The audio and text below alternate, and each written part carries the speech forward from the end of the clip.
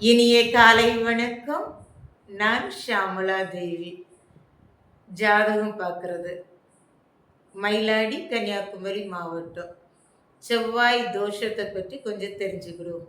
என்ன அப்படின்னு பார்த்தீங்களான்னா, 2, 4, 7, 8, 12 ஆகிய கட்டங்களில் செவ்வாய் இருந்தால் செவ்வாய் தோஷம் என அறிக. இது பஞ்சாங்கத்தின்படி அறிந்து கொள்ளக்கூடிய விஷயம். காலகாலமாக நடந்து கொண்டிருக்கிறது. ஒருவருடைய ஜாதகத்துல செவ்வாய் தோஷம் இருக்குமானா பொண்ணுக்கும் அந்த மாதிரியே இருக்கணும். அப்படியானாதான் அவங்களுடைய வாழ்வு நிரம்ப நல்ல வாழ்வாக அமையும். அப்படி அல்லாது போனா ஏதேதோ சங்கடங்கள் வரும் அப்படிங்கிறது ஐதீகமானது.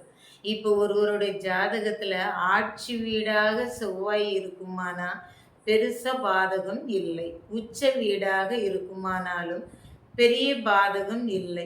அதை வச்சுக்கிட்டு அவங்களுக்கு உச்ச கிரகமாகவே இருக்கும், நல்லதாகவே இருக்கும். ஆனால் கூட அவங்களுக்கு 2 குடும்பஸ்தானத்தில் செவ்வாய் இருக்கு அப்படின்னு அதை ஒதுக்குறோம். அது தவறு.